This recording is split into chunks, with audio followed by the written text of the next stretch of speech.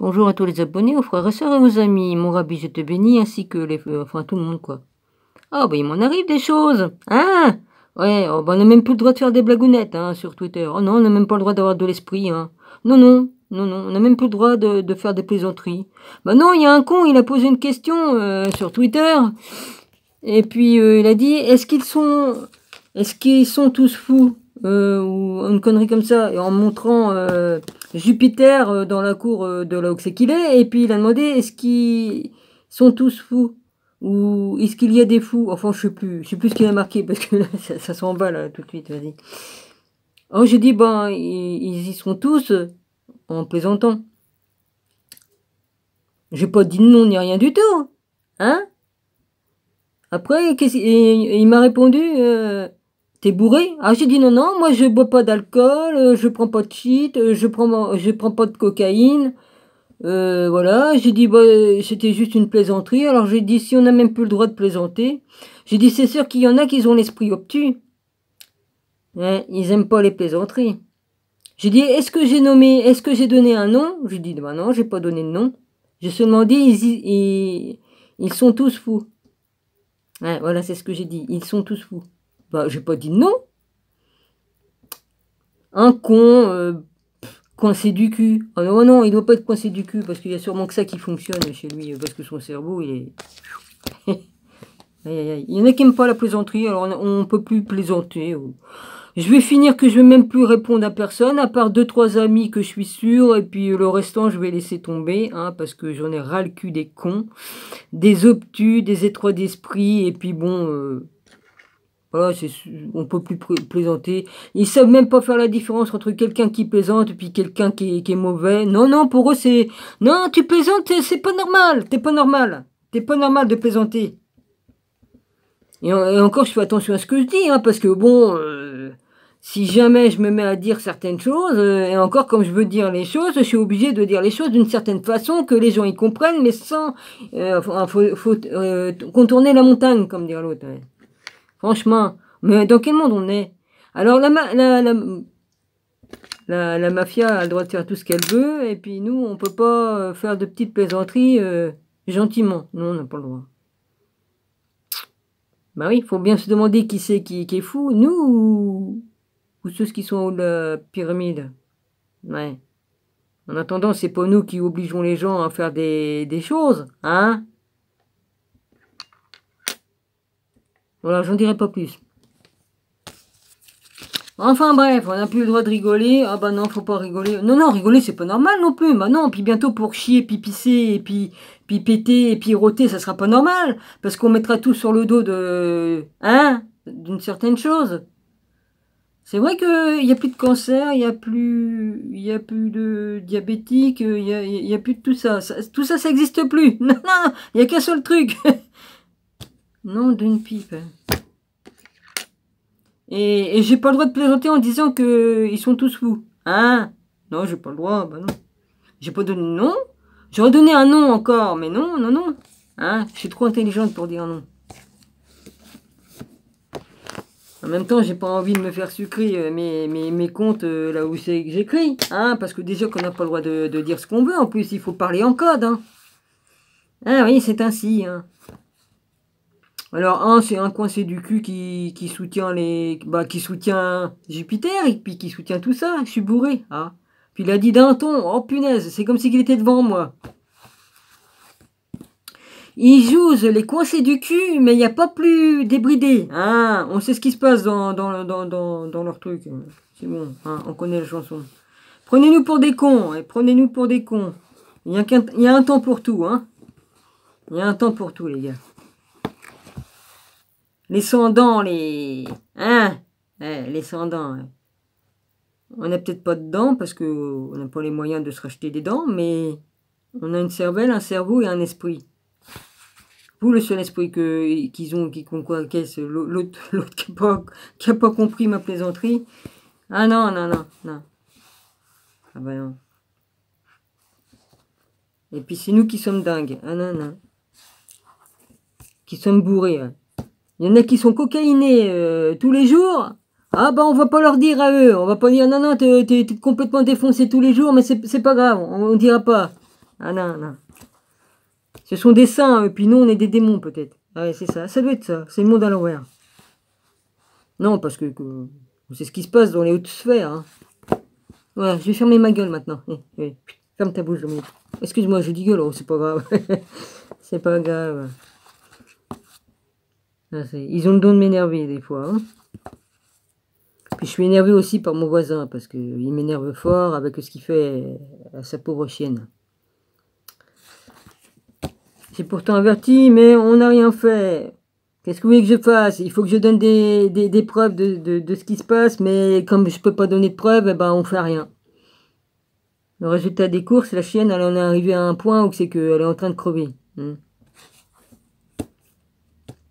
Alors forcément, devant la dame, il explique, bah oui, bah elle a mal, tatata, elle veut plus bouger. Là, ça fait plus de 3 semaines, ou si c'est pas un mois, que elle veut plus bouger. Il est obligé de la tirer de force pour la mettre dehors. Après, il dit à la dame, ah bah oui, elle a mal en bas, elle a mal en bas, en dessous, ouais. Ouais. Bah remarque, hein, comme on prend des coups de pied dans le ventre, et puis d'autres trucs, vas-y, hein. Évidemment que... Hein.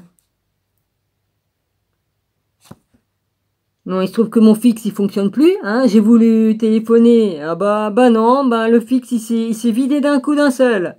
Et puis avec mon smartphone, je peux pas appeler non plus. Non, parce que je peux pas refaire mes unités. Je suis emmerdé, il y a un truc qui va pas dans mon téléphone. Mais ce sont des escrocs, parce que comme j'achetais des unités, pas des unités pour téléphoner, mais des mémos pour pouvoir télécharger des vidéos et puis télécharger des trucs, et ben j'achetais 100 mémos par exemple, et si j'usais 50 mémos, bah il comptait comme si j'avais usé les 100 mémos. 100 mémos. Hein? Et il fallait que je rachète 100 mémos, et ainsi de suite. J'ai dit c'est des escrocs. De toute façon, ils ont les avocats sur le dos, mais ils s'en foutent, ils sont milliardaires. Hein. De l'escroquerie. Je donne pas de nom, hein. Bon. C'est ainsi. Donc je suis pas contente après plusieurs personnes.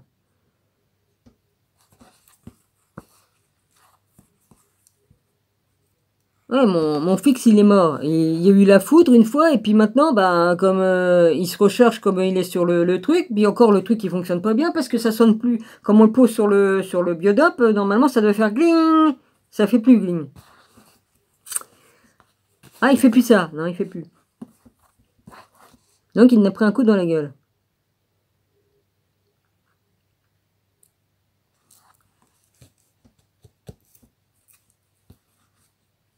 Non, j'ai plusieurs problèmes avec mon smartphone. De toute façon, c'est comme ça.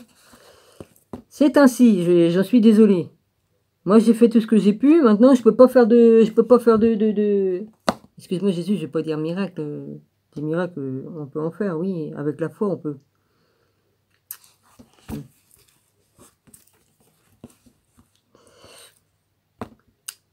Et je suis bien embêté pour cette pauvre bête.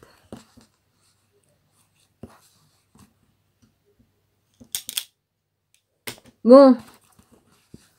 Ça va, YouTube? Vous avez changé le truc, l'étiquette du studio?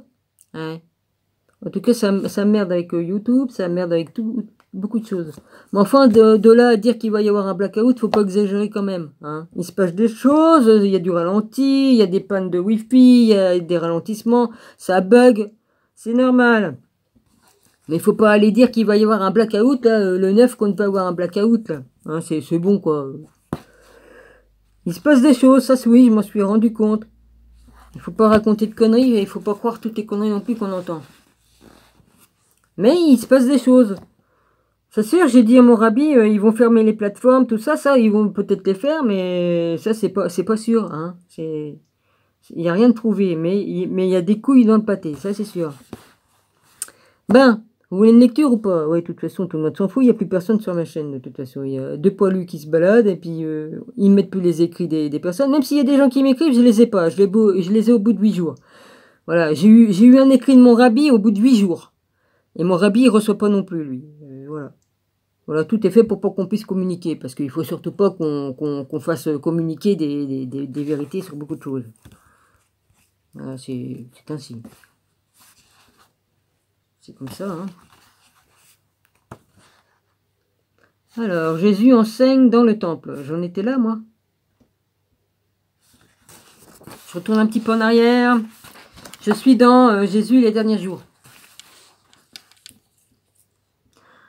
Alors, je vais y voir quelque chose. Ouais, j'ai qu'une lampe là. Pour l'instant, le bureau il a rétréci de plus de moitié, hein, parce que je me retrouve qu'avec la table sur comme les tables d'hôpital où c'est qu'on mangeait dessus. C'est la même chose. Et dessus, on a mis une grande plaque et puis ça faisait un grand bureau. Mais comme je l'ai démonté pour faire autrement, et ben, maintenant il est tout court, mais il faut le temps que j'arrive à travailler le bois parce que étant donné qu'on m'a volé tous les outils, je peux pas travailler correctement. Hein, ben, je fais comme je peux. Je fais travailler ma cervelle et puis je dis ah je peux faire comme ça ou comme ça. Ah bah oui. C'est ça la créativité. Mais avec des mauvais outils, on peut pas travailler bien. Hein. Des scies qui coupent pas, des ciseaux de bois qui fonctionnent pas, des rabots que j'ai plus. C'est pas facile de faire les choses. J'ai découpé les bois parce que moins épais. Mais, c'est allé un peu de travers à cause qu'il y a le bulldog qui me gênait, puis ma scie est allée un petit peu de travers. Donc j'ai dit, bon, bah, c'est pas grave, je vais raboter, mais pas de rabot. Tant pis. Donc je vais faire autrement. J'ai découpé d'autres morceaux de bois qui va être plus facile à travailler et que je vais réinstaller et puis ça va le faire. Voilà. Je sais réparer les fuites, je sais réparer l'électricité, je sais réparer les prises de téléphone, je sais réparer les tables. Je me démerde. Voilà. J'y vais maintenant. Il reste plus grand. Oh bah si, j'ai 11 minutes 45, je vais jusqu'à 28-23. Oh bah ça va, je vais avoir un petit peu de temps. Et puis de toute façon, il n'y a plus grand monde à qui ça intéresse ce que je fais. Donc je le fais vraiment pour mon plaisir. Et puis à qui ça plaira, bah ça plaira. Voilà. Fidèle, je t'embrasse ma soeur. Philippe, je t'embrasse aussi. Enfin voilà, tous les frères et sœurs. Hein. Non, je vais pas dire tous les noms, mais bon, voilà. Ma dragonnette, je t'oublie pas. Alors là, tu me plais de plus en plus. J'apprends à te connaître un peu plus et franchement, ceux qui te critiquent et te disent des méchancetés, eh ben, sont pas bien malins. Mais il n'y a que la jalousie. Hein. Ça, les vipères, hein, ça a toujours existé. Hein. Ouais. Oh. Alors, pendant ce temps, Marie et Joseph arpentent désespérément les rues à l'étroite et les bazars de la ville basse. Redoutant le pire, Jésus a pu s'éloigner de la caravane et être enlevé. Ces choses-là arrivent, pourtant il reste convaincu qu'ils se trouvent à Jérusalem. Certainement effrayé, seul et affamé. Peut-être que les grands prêtres ont eu pitié de lui et l'ont autorisé à passer la nuit au temple dans une de ses nombreuses chambres. Je l'avais lu juste... Oui, au moins qu'il n'ait eu d'autre chose que de rester dehors, recoquillé dans une ruelle tremblant dans l'air froid de la nuit. Le plus déconcertant dans la disparition de Jésus, c'est que cela ne lui ressemble pas du tout. En temps normal, c'est un garçon extrêmement bien élevé, qui n'a jamais donné le moindre souci à Marie et Joseph. Il pénètre dans le temple par les portes de sud et gravisse les marches du large escalier en pierre pour rejoindre le mont du temple. Sur la vaste place bondée, ils scrutent les nombreux fidèles dans l'espoir de reconnaître leur fils. Mais par où commencer? Le mont du Temple est 2 fois plus grand que le Forum de Rome. C'est une plateforme de plus de 1 hectare encerclée de murs longs d'un demi-kilomètre qui s'élève à 140 mètres au-dessus de la vallée de Cédron. Hérode le Grand a fait construire l'intégralité de la structure en seulement 18 mois. Ouais, ils étaient pas feignants. Hein. Sur le site où s'élevaient autrefois les temples de Salomon et de Zorobabel. Le mont consiste pour sa plus large partie en une vaste cour à ciel ouvert, connue sous le nom de parvis des Gentilles, accessible à la fois aux Juifs et aux païens. C'est sur ce parvis que se tiennent actuellement Marie et Joseph. Aucun signe de Jésus. Il se dirige alors vers le centre du mont, ici, telle une île où s'empileraient 15 étages d'or et de calcaire. Se dresse le temple loin de n'être qu'un lieu de culte. Le temple est également un refuge où l'on vient se protéger de la répression de l'occupant romain. Un lieu où tous les juifs peuvent parler librement et prier Dieu sans crainte. Il y a des cours séparées pour les hommes et les femmes, des chambres où dorment les prêtres lorsqu'ils sont en service. Des escaliers et des terrasses d'où ces prêtres enseignent la foi juive et des autels où des moutons, des colombes et des génisses sont sacrifiés. Le temple est la première chose sur laquelle se pose le regard des visiteurs de Jérusalem lorsqu'ils arrivent du sommet des collines environnantes et regardant vers la ville en contrebas. C'est la mâchoire qui a craqué. Je ne sais pas si vous avez entendu, mais en tout cas dans mon oreille ça a fait du bruit. Bon.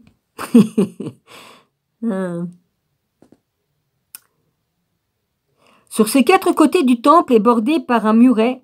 Sur ces quatre côtés, le temple est bordé par un muret qui le sépare du parvis des gentils. Seuls les Juifs peuvent franchir le muret au cas où un soldat romain ou un autre païen serait tenté de franchir ces portes. Une inscription leur rappelle qu'ils risquent la mort. Défense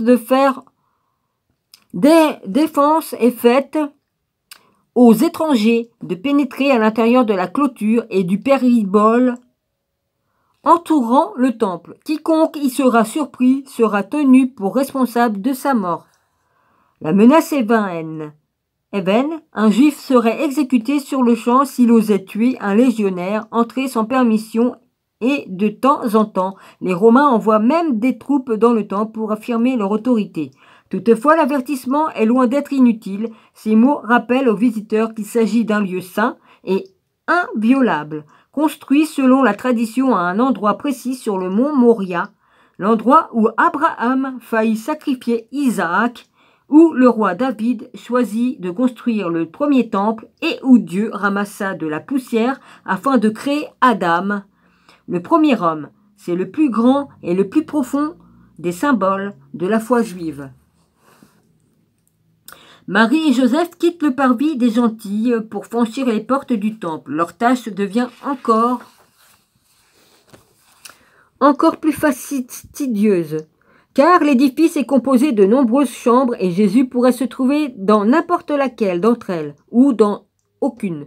Il passe devant les colonnades de la porte de l'Est et entrant dans la cour des femmes, longue de 70 mètres, encadrée de 4 chandeliers qui culminent à 26 mètres de hauteur, cette cour carrée peut accueillir 6000 personnes en même temps à l'apogée de la fête de la Pâque. À peine quelques jours plus tôt, une foule devait être entassée ici, mais aujourd'hui l'endroit est suffisamment vide pour que Marie et Joseph voient immédiatement que Jésus n'est pas là. Il procède alors par élimination de toute évidence. Jésus n'est pas dans la chambre des lépreux. La chambre du foyer héberge les prêtres en service et n'abrite que des dortoirs et des bureaux. Il est donc peu probable qu'il s'y trouve. La chambre de la pierre de taille est le lieu de résidence de l'assemblée des grands prêtres qui forment le Sanhédrin. Peu de chance donc de le trouver là. Mais Marie et Joseph sont désespérés et déterminés à chercher partout. Ils fouillent le temple avec la même frénésie que lorsqu'ils ont fouillé les bazars et les ruelles de Jérusalem plus tôt dans la journée. Tandis que Marie et Joseph passent de cour en cour, l'air se charge de bruit et de l'odeur des vaches et des moutons que les prêtres préparent pour leur mort cérémonielle sur l'autel. Après avoir dépouillé les carcasses, ils nettoient les litres de sang répandus lorsqu'un animal est offert à Dieu. Les sacrifices rituels d'animaux sont le quotidien de la vie du temple. Un animal est abattu pour que les péchés d'un individu soient pardonnés. L'odeur intense du sang qu'imprègne inévitablement les lieux.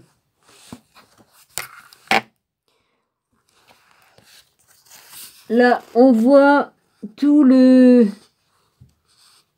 plan de la ville avec le temple et tout ça. Il y a tout ça. Le plan de la ville, excusez-moi. C'est des problèmes de digestion. Vue du temple par le sud. Ouais, je sais pas si vous avez bien vu, mais enfin en faisant un reste sur image, vous pouvez le faire. Puis avec un smartphone, on peut grossir l'image. Voilà. C'est à l'envers, mais bon, c'est comme ça. Hein, voilà. Alors, finalement, dehors sur la terrasse où les sages et les scribes enseignent les saintes écritures aux croyants pendant la Pâque et les autres fêtes sacrées, Marie entend la voix de Jésus. Mais les mots qui sortent de sa bouche ne ressemblent en rien à ceux du Fils qu'elle connaît si bien. Jamais Jésus n'a montré qu'il possédait une telle connaissance de la foi et la tradition juive. Marie et Joseph ont donc le souffle coupé lorsqu'ils constatent avec quelle facilité ils parlent de Dieu. Néanmoins, ils sont aussi à juste titre furieux contre leur fils. Mon enfant, balbutia Marie, pourquoi as-tu agi de la sorte? Ton père et moi te cherchions avec angoisse. Pourquoi me cherchiez-vous? Répond-il. Il y a de l'innocence dans ces paroles. Ne saviez-vous pas que je dois m'occuper des affaires de mon père? Si les estimés rabbins du temple entendent la réponse de Jésus, ils n'en laissent rien paraître, car si le garçon insinue là que Dieu est réellement son père, pas seulement en sens figuré, mais au sens propre, sa parole équivaut à un blasphème, car c'est prétendre à la divinité. Pourtant c'est une grande vérité. Cette prétention n'est d'ailleurs pas bien différente à leurs yeux de celle de César Auguste, mais l'empereur, l'empereur il a le droit de dire qu'il est un dieu, mais Jésus qui est vraiment fils de Dieu, il n'a pas le droit de dire qu'il il n'y a pas comme un défaut là-dedans, hein. Ça leur a pas plu donc hein. Alors... Mais l'empereur romain n'est pas juif et ne peut donc répondre de son blasphème devant la loi juive. S'il l'était, le patriarche Moïse le punirait de mort. Mais Jésus, lui, est juif. Bah oui, faut pas oublier que Jésus, il est juif, il est rabbin, il est rabbi. Et si, pas encore puisqu'il est ado, mais... S'il est coupable de blasphème, la loi juive engage tous les membres de l'assemblée à placer leurs mains au-dessus de lui, puis à reculer et bombarder de pierres le garçon sans défense jusqu'à ce que mort s'en suive. C'est pas barbare, ça, peut-être? Or, Jésus de Nazareth ne reconnaît pas Joseph, charpentier et fils de Jacob, l'homme qui se tient désespérément auprès de Marie dans le cœur du temple, comme son père. Non, c'est son beau-père, c'est tout. On peut dire que c'est son beau-père parce qu'il est marié avec sa mère, mais c'est tout. Jésus affirme que le Dieu unique et véritable du peuple juif est son père légitime. La loi n'autorise toutefois pas qu'on accuse Jésus de blasphème en tant que mineur, il n'a pas encore à répondre de ces mots. Alors peut-être que les rabbins ont bien entendu son audacieuse déclaration et qu'ils laissent échapper un soupir de soulagement, car ils savent que ce jeune et brillant érudit échappe aussi à une mort cruelle. Pourtant, elle était plutôt cruelle là.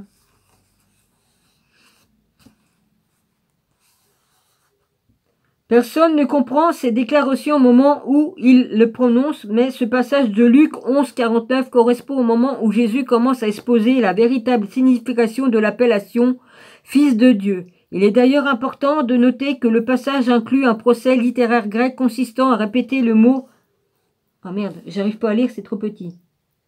C'est en... c'est en hébreu ou en grec, je sais pas. Qui signifie « il est nécessaire ». Luc utilise cette expression 8 fois dans un but stratégique concernant Jésus. Il fait allusion à une relation nécessaire avec le Père, même si aucune réaction ou explication n'est donnée au fil de la lecture de l'Évangile.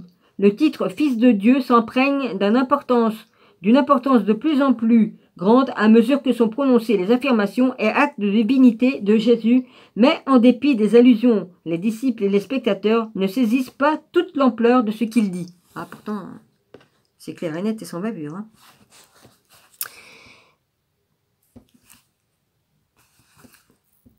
Alors, Marie et Joseph escortent leur fils jusqu'à la sortie du temple et le ramènent chez eux. Là-bas, les routes ne sont pas pavées, aucun mur ou fortification ne protège le village des envahisseurs. À cette époque, plusieurs familles cohabitent sur un même terrain qu'on sépare parfois avec des petites cours. Nazareth est située dans une cuvette formée par les collines de la Galilée rurale. Une ancienne route de caravane passe à 10 km de là, mais aucune voie importante ne traverse Nazareth. C'est une ville destinée à le rester du fait de sa topographie, mais également car elle ne dispose que d'une seule source d'eau pour tous les habitants. Pourtant, Nazareth est une ville extraordinaire pour un jeune garçon. Il y a des collines à escalader, des grottes à explorer. Ça, je me suis vue avec Jésus passant à côté d'une grotte. Je me suis vue. L'air est si chaud que Jésus dort sur le toit en terre de la maison des figues et des olives poussent en abondance sur les arbres. Au printemps, on plante le blé qui fournira le pain quotidien de la famille. Nazareth n'est qu'à 30 km de la mer Méditerranée, mais elle pourrait bien être beaucoup plus éloignée car le poisson est presque aussi rare que la viande rouge dans l'alimentation du jeune Jésus. Bah non, il était végétarien normalement. Enfin, en tout cas, il est végétarien là. Du poisson, il faut faire attention. Le poisson, si on en mange, il faut qu'il soit saigné. Si il y a le sang dans le poisson, on ne le mange pas. Ce n'est donc pas une vie d'excès, mais on ne manque jamais de rien. Les arbres et les champs produisent du blé, des olives, des oignons, des lentilles, un morceau d'agneau de temps en temps, et des œufs qui peuvent être pochés dans le plus précieux des produits, l'huile d'olive. J'adore. Je prends que ça. On l'utilise aussi bien en cuisine que pour alimenter les lampes ou apaiser les peaux irritées. Marie et Joseph sont deux fidèles dévoués et ils ont fait tout leur possible pour transmettre leur amour de Dieu à Jésus, accroché au linteau de leur porte. Je vais vous montrer un plan avant que ça soit terminé. Il me reste plus que 3 minutes. Ah, encore un plan. C'est intéressant les plans. C'est intéressant. Voilà. Là, c'est... échelle, le temple de Jérusalem. Voilà. Selon les évangiles, Jésus avait bien 4 frères, Jacques, Joseph, Judas et Simon. Il mentionne aussi des sœurs, mais n'en donne pas le nom exact. Pour l'Église catholique, Marie est restée vierge toute sa vie. Mon cul sur la commode. Il faut qu'ils arrêtent de mentir. Marie, elle était vierge comme elle est tombée enceinte de Jésus. Elle était recouverte par l'Esprit Saint du Père qui est là-haut et elle a eu Jésus dans ses entrailles. Donc, c'est une bétoula, une vierge. Elle a accouché de Jésus. Ensuite, elle a eu des enfants avec Joseph. Il ne faut pas mentir. Il faut arrêter de mentir.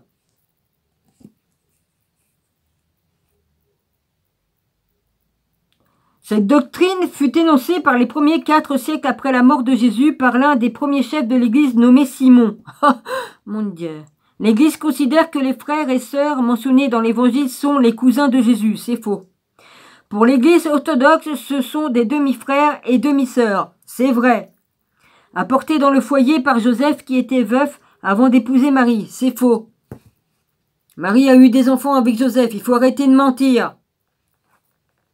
Pour la plupart des autres cultes chrétiens, Marie n'est pas restée vierge toute sa vie et ses enfants sont bien les frères et sœurs de Jésus. On va dire qu'ils sont demi-frères et demi-sœurs parce qu'ils ont... Parce qu'ils n'ont pas le même père, mais ils ont la même mère. Il faut arrêter, hein. Voilà, c'est bientôt terminé. Boîte en bois contient un parchemin sur lequel est inscrit le schéma, la plus élémentaire des prières juives. Écoute Israël, l'Éternel notre Dieu, l'Éternel est un. C'est une prière que la famille récite en se levant chaque matin et chaque soir, après avoir rentré les animaux avant d'aller dormir. Jésus est circoncis comme le veut l'alliance entre Dieu et Abraham. Ses vêtements sont ornés de glands, conformément au livre des Nombres, et il se rend à la synagogue chaque semaine. Là-bas, Jésus revêt un châle de prière et s'assit sur un banc, le dos contre le mur de la petite pièce carrée pour lire les rouleaux sacrés et chanter les psaumes. C'est à la synagogue que Jésus, enfant, apprend à lire et à écrire. En effet, la période d'occupation romaine incite le peuple juif à cultiver encore davantage ses traditions. Bon, bah j'arrête là, hein. J'arrête.